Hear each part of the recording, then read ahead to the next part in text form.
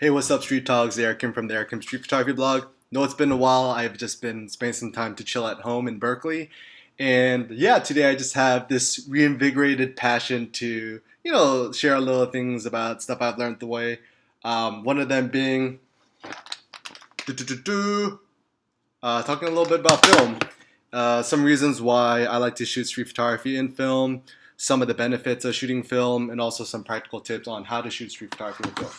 So, one of the first questions a lot of people ask is why shoot film in today's digital age? One other digital camera that's my personal favorite is the Ricoh GR. It's a little point and shoot camera which has an APS-C sized sensor inside a super compact body. And when I'm shooting with the Ricoh, I could shoot in RAW, I could post process it, make it super grainy, use plugins like Silver FX Pro 2, use presets like the VSCO presets. I've also made some free presets of my own in Lightroom where you could kind of simulate the look of film. And the thing with film is it's expensive, it's cumbersome, there's all these chemicals, it's kind of a pain in the ass. I have boxes full of negatives that I just kind of toss in a box. I'm actually not the best person to ask about organizing negatives because I'm a nightmare when it comes to that. But the thing about shooting film, it's something that I have a love-hate relationship with. Part of me, I don't want to like film because, once again, the hassle, the costs, and it's just kind of, a pain in the ass in a lot of regards. But when I'm shooting photography, the thing I love most about film is it really helps me stay in the moment. So when you're shooting digitally, there's something called chimping, where every time you take a photo, click, you look at the LCD screen, click, take a look at the LCD screen. And one of the problems about chimping is it kind of kills your flow when you're shooting street photography. One of the biggest benefits of shooting film is after you take a photo on film, there's no LCD screen to distract you.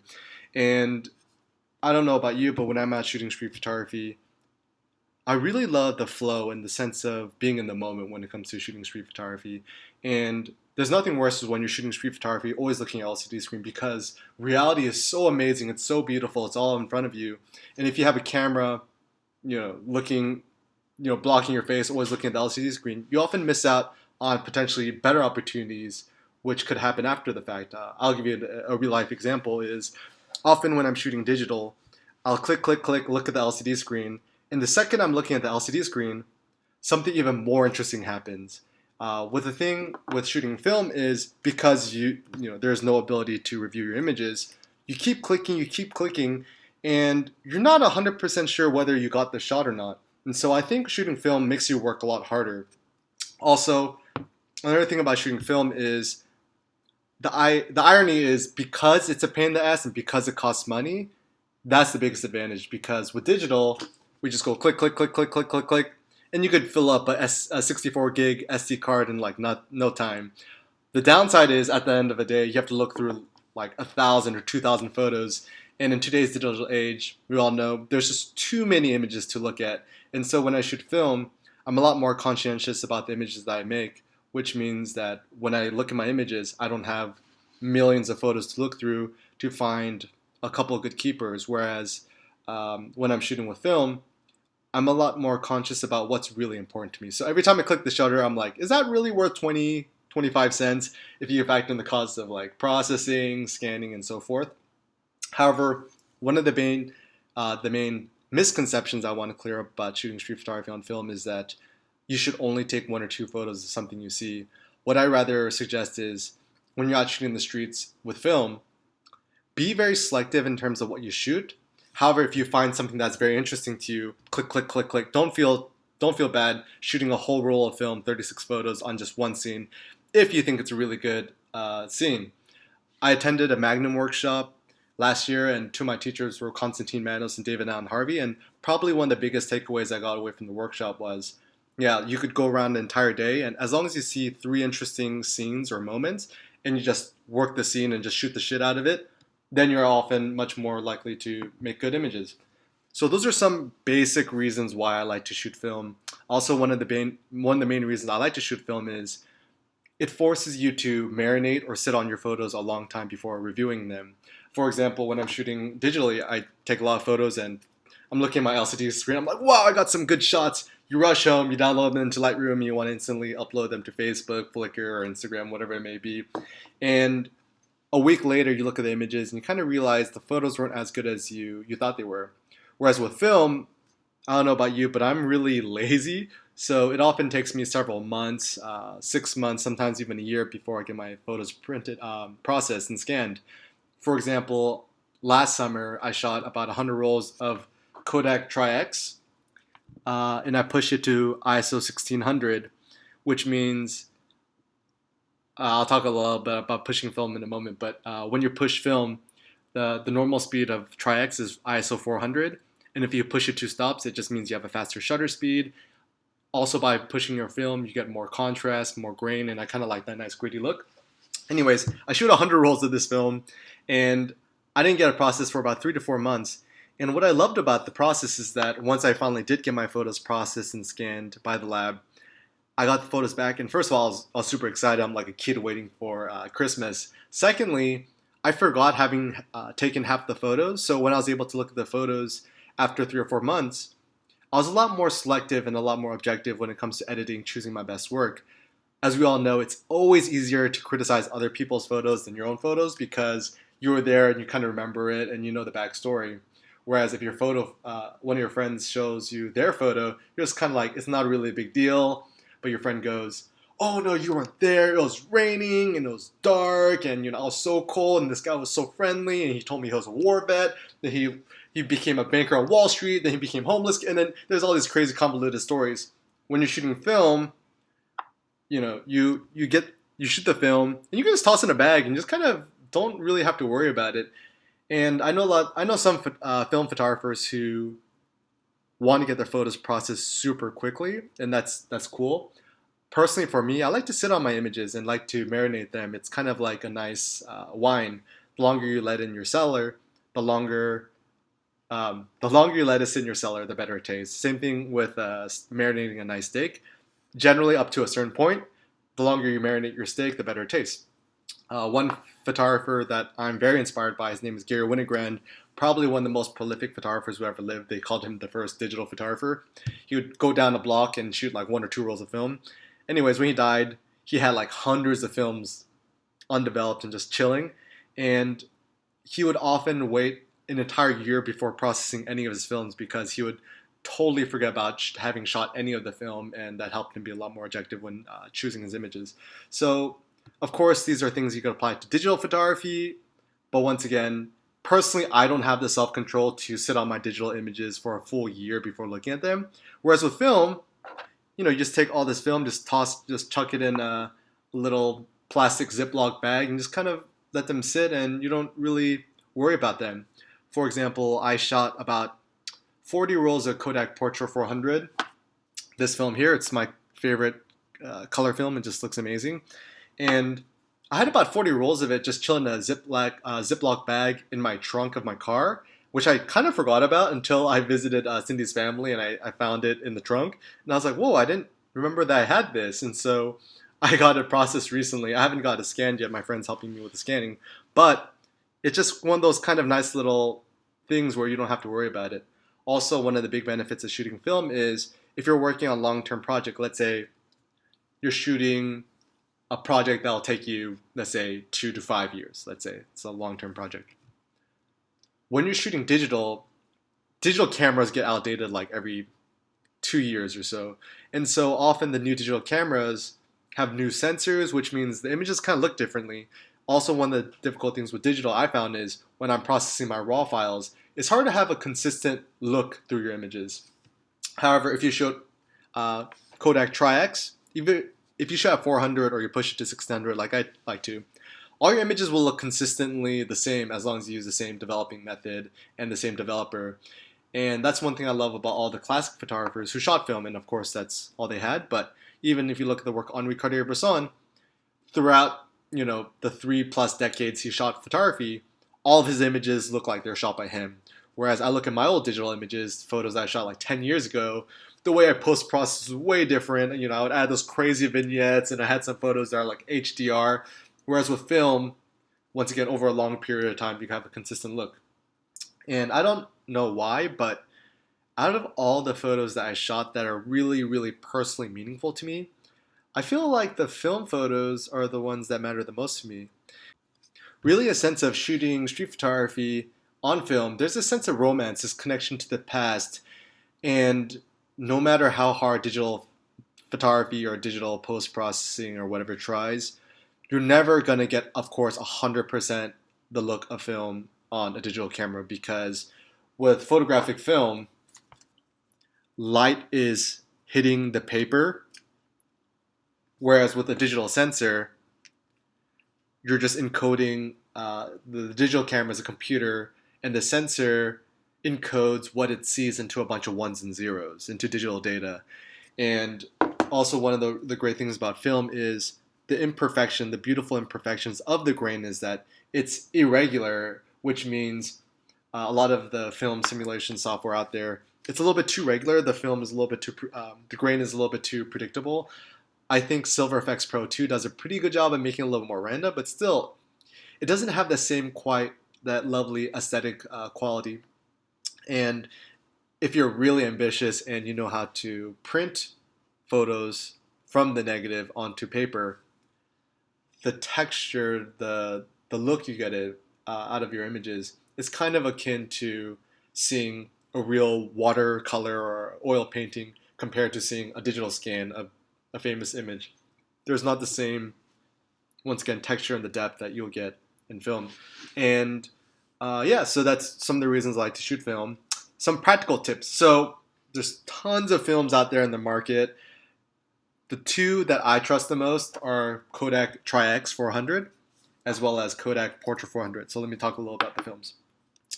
Kodak Tri-X 400, it's kind of the black and white film that's been around the longest.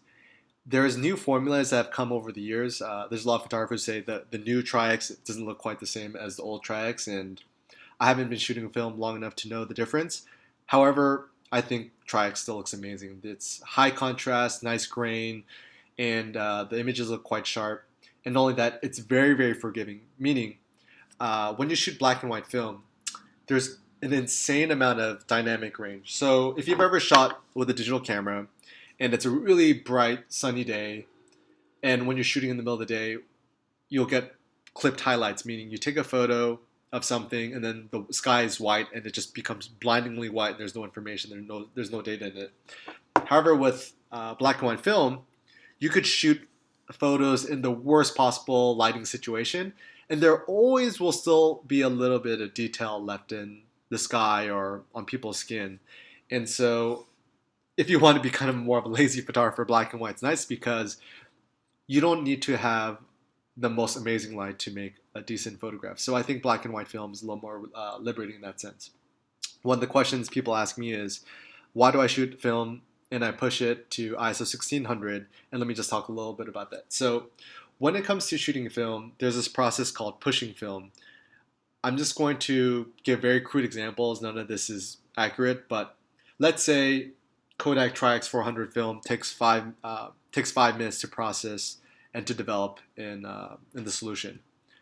When you're pushing the film, 2 stops, so ISO 400 to ISO 800, that's 1 stop. Then ISO 800 to ISO 1600, that's another stop. So from ISO 400 to ISO 1600, that's pushing it 2 stops. By pushing the film, essentially what you're doing is you're tricking the meter in your camera to let it know that, hey, the film is ISO 1600, whereas in reality, it's actually the speed of the film is 400. However, when you get a process with a lab, or if you do it yourself, let's say you kind of double the time that's necessary to develop the film. So, for example, instead of taking 5 minutes, it might take you 15 minutes. So you're spending more time to develop the film because shooting ISO 400 film at ISO 1600 film, your photos are going to be way dark. Another way that my friend Neil Ta says is, imagine like you took photos in RAW and in Lightroom. Your photos are really dark, but there's the exposure slider, so you could do +1 or +2. Pushing black and white film or any type of film is kind of the same way.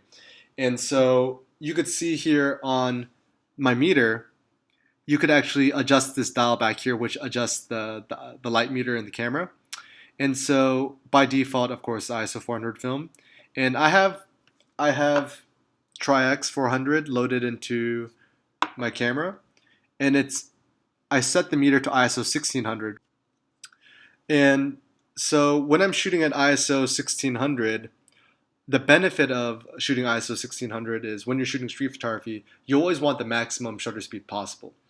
Generally, my settings that I use when I'm shooting street photography on film is I'll keep the camera at f8, which means there's a lot of depth of field to the photos, which means that everything's going to be in focus. For example, you could see here there's this little focusing mark here.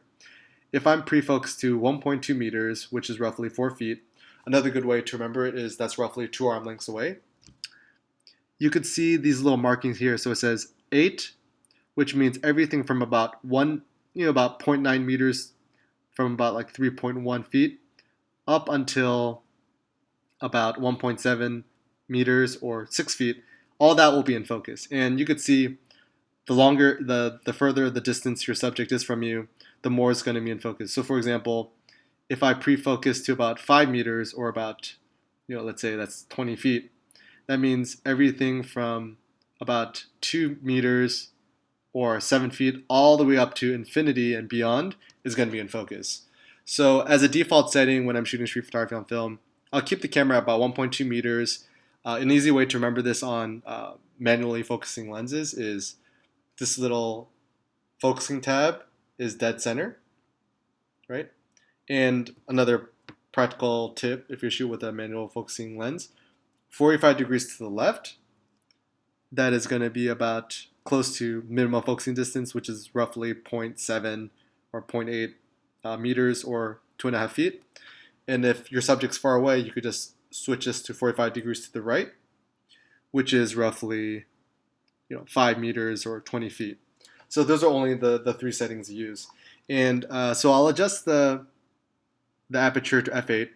And what you'll do afterwards, or what I'll do is, so I'm shooting ISO 1600. And actually one thing to note, my friend Carl Edwards at streetshooter.com, he gave me a yellow filter. For those of you guys who don't know, what a yellow filter does in black and white film is it increases the contrast even more and also brings out skin. It lightens anything that's the color yellow. So for example, skin tones, because our skins kind of look yellow, or if you're Asian, you're really yellow, I guess.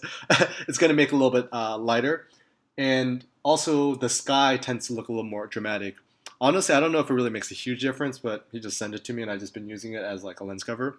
But the downside of using the black and white yellow filter is you actually lose a stop of light. So in fact, I'm shooting ISO 1600, but in reality, I'm actually only shooting ISO 800 because the photos are one stop underexposed because this yellow filter makes things a little bit darker. Anyways, when I'm shooting on a bright sunny day, f8, I usually keep that at default.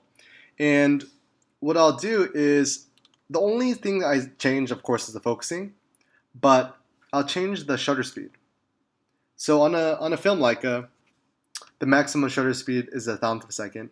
And often, a lot of these old school street photographers, for example, Gary Winograd and Joel Meyerowitz, when they're shooting black and white film, they'd always push their film to like ISO 1600 or ISO 1000, so they could always max out their shutter speeds at 1,000th of a second and shoot at f16, which means that everything's sharp because you're shooting at 1,000th of a second, and everything's in focus because you're at f16. You'll often find that if you're shooting film and you're pushing into ISO 1600 and it's a super bright sunny day, oftentimes shooting at f16 and 1,000th of a second, you're actually going to overexpose the photos a little bit. But that's another thing about shooting film. It's always better to overexpose the photos, meaning make the photos a little bit brighter, because it's easier to drag back the details from the highlights rather than underexposing the photos. And if you try to drag images, if you try to bring back the details from the shadows, there's nothing left in the shadows. Whereas with digital, when you're shooting raw, generally it's better to underexpose, and you could bring back the details in Lightroom or whatever. But if you overexpose and clip the highlights, there's no details in it. So just think of them as backwards. So when in doubt, was shooting film overexposed. So that's a little bit about black and white. And I'm going to talk a little bit about shooting color film. So of course there's tons of color films, but I think the best is Kodak Portra 400. The reason why they call it Portra is short for portrait. So anything on Portra 400, the skin tones look really nice, which means if you ever shot digital, sometimes it's hard to make skin tones look nice. With Portra, all the skin tones look really nice. And generally, if you photograph anything that's red or orange or yellow, it's really really nice and saturated and looks pretty amazing. There's some other options out there like I know Fujifilm makes a lot of color film. The downside with Fujifilm is the color's a lot colder, which means that they tend to skew to the cyan, the blue, the green, whereas Kodak film tends to be warmer. Another cheaper Kodak film is Kodak Gold. I think Kodak Gold looks quite nice, but if you want a really nice color film that's quite fast for street photography, ISO 400 is quite good. You could also push color film. Generally, with color film, pushing it will increase the contrast and the grain based on personal experiences also from my friend. Portra 400 looks good, push it ISO one stop to 800, but to 1600, it just looks a little bit too grainy and high contrasty. Around 800 is quite good. And, there's also tons of other films out there, some other ones that have on me. So I got this from my friend Bellamy Hunt from Japan Camera Hunter. This Cine Still 800 film. This stuff is pretty cool when you're shooting under like tricky lighting situations. What else do I have here? Some old Velvia 100 film, and this is all from the Bellamy Hunt Japan Camera Hunter cases in collaboration with my buddy Vishal, who runs Camera Film Photo. Yep. And of course, got the hipster bifilm, not megapixels, and got like a bunch of films in here and whatnot. Anyways, there's tons of films out there, but if you just want to keep things simple, Tri-X or Portra 400. Other good options for black and white, Ilford HP5 is ISO 400 film, which looks fantastic as well. And if you want super high contrast, saturated film, color film, Ektar 100 looks good, but the downside of Ektar, it's only ISO 100, which means you're going to get a very slow shutter speed when you're shooting film. And yeah, so moving on, practical tips about shooting film and trying to get your images scanned. I don't know about you, but I'm pretty busy. I don't really have time to develop my films at home. So I usually send it to a lab. My suggestion is just try to find a lab that does it really affordably. Generally, the processing of the film is quite cheap. It's the scanning which is really expensive. Generally, I know how to scan my own film. I'm not very good at it. The best bang for the buck film scanner out there is probably the Epson V700. It's not being sold brand new anymore. I think they're up to the V800 now, but between the V750 and the V800, there's not that many new features which are really necessary. I'll just try to get a secondhand V700 on eBay or used on Craigslist or whatever. And when it comes to scanning your own film, generally, most photographers I know, they'll just use the Epson, the built-in software, and just use the default settings for either color or black and white. And there's other third-party scanning software out there like Silverfast. Honestly, they just tends to be a little bit too complex and too complicated. I don't really know anyone who uses it, but I know some people who use it with great results. But with black and white film, if cost is prohibitive, what I generally recommend is doing it by yourself at home. You do not need a proper darkroom. All you need is a changing bag, which is essentially this like big black garbage bag where you can stick in your arms. And you could develop the film by yourself by sticking the film inside this black bag, taking it out, putting it into a spool, and then mixing your own chemicals and doing it at the house by yourself. But once again, if you're strapped on time, honestly, I would just send it to the lab and have them develop it and scan it for you. And one thing I've personally discovered about shooting film is because it's more expensive and time-consuming, whatever. Honestly, if you're a busy guy or girl with a 9-to-5 job, and you don't really have that much time to shoot anyways, you're probably not even going to shoot that much film. I mean, most photographers I know who have full-time jobs, if they shoot like 1 or 2 rolls a month, they're doing pretty well, or 1 or 2 rolls a week, they're doing really well. So even let's say it's $20 a roll to develop and scan, yeah, a lot of money, but if you're only getting like, let's say 3 rolls of film developed a month, is kind of worth your time. Another thing you want to reckon is, let's say you're making $40,000 a year. That's like $20 an hour, and let's say it takes you 3 hours to develop and scan your films for one roll. It's kind of not worth your money because if you're being paid $20 an hour, three hours of your manual time is 60 bucks. So you could just kind of do the math in your head. So, but if you're a broke ass student like I was once, then maybe just kind of do it yourself. And ultimately, when you get your films scanned, generally in Lightroom or Photoshop, you're going to have to do a lot of dust correction because there's always dust or scratches in your negatives. So you could just use the clone tool or the heal brush to take those out. And yeah, then just get them. You can just do basic adjustments in Lightroom or Photoshop. It's not cheating. Often when you get a scan, there is no real true scan, and you just kind of want to make it look good to whatever you think is good. Generally, whenever I get the lab to get my film scanned, I personally go to this place called Berkeley Photo Lab. I think it's on Fifth Street, and yeah, they do a good job, and the scans are pretty low res, but good enough for social media and whatnot. And if I ever want a really proper high resolution scan, then I could either do it myself or I could send it to them and just pay extra money to get it scanned. And yeah, so I think that's a basic primer to shooting street photography on film. I know this is not the most comprehensive thing, but for those of you guys who want a basic taste, I think this is a pretty good place to start. Also have more in-depth tutorials. I could put it in the description below. But anyone who's interested in film, some other basic tips that I'd give you guys is, yeah, just experiment, try out different films. But once you find a film that you're about 80% happy with, I'd stick with it because one of the downsides I know a lot of film photographers do is that they experiment too much with the different types of films and they never get a consistent look. Once again, Tri-X and Portra 400 are good. In terms of where to buy film, either get on Amazon or B&H Photo, whatever's cheapest, or if you can't get it overseas, Camera Film Photo, my buddy Vishal runs it, is fantastic. Also, if you want a good beginner camera for street photography on film, honestly, just get the cheapest film camera out there. Just rummage through your parents' old garage. You'll probably find an old Canon AE1 or a DSLR. Rangefinders are fantastic for street photography because when you take photos, there's no camera blackout from the mirror or whatever. But honestly, the problem with most rangefinders, especially Leicas, they're just really expensive. And unless you're really, really committed to shooting film, I don't recommend starting off on rangefinders because what you see is not what you get necessarily.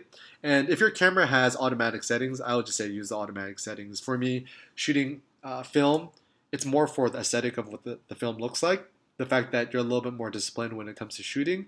And you know, the irony with technology is if you have the technology that makes life a little bit easier for you and make you enjoy the process, I would say use the technology. If you are going to buy a film, rangefinder or Leica, whatever, probably the best bang for the buck Leica is the Leica M6. You can either find it on eBay, Craigslist. My friend Bellamy Hunt, JapanCameraHunter.com, sells them in really fantastic condition. And for lenses, there's the Voigtlander 35mm f2.5.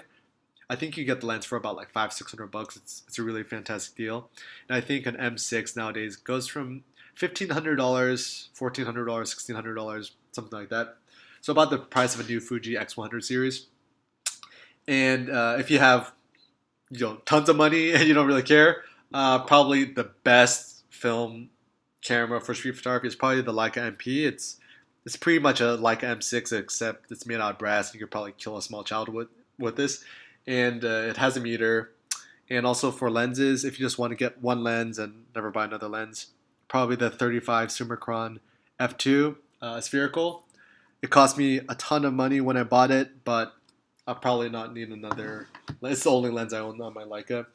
And once again, shooting film, I think it's going to make you a more disciplined photographer. You're going to enjoy the process more. Whether or not it makes you a better photographer, that's up to you. But if you're interested, just try it out. And at the end of the day, honestly, I bought this Ricoh GR2 for about like less than $600, like $550. With if you just go on Google, search Eric Kim, film Lightroom presets, and try to using my Tri-X 1600 preset. I have photos that look about 85% the look of my film photos, and I'm quite happy with it. Honestly, nowadays, I'm shooting a lot more digital than film because, you know, funds are always tight, so I'm trying to save a little money, so I'm shooting digital, and, you know, it's just kind of nice to just toss in my pocket, and I don't worry about it too much, but really, at the end of the day, there's something about shooting film which is close to my heart. It's kind of like reading a paperback book or listening to a vinyl record. Yeah, you know, people are like, oh, that's so hipster, whatever. But yeah, there's something nice about the analog approach. And at the end of the day, it's not only analog because you send emails, but you also write handwritten letters to your loved ones.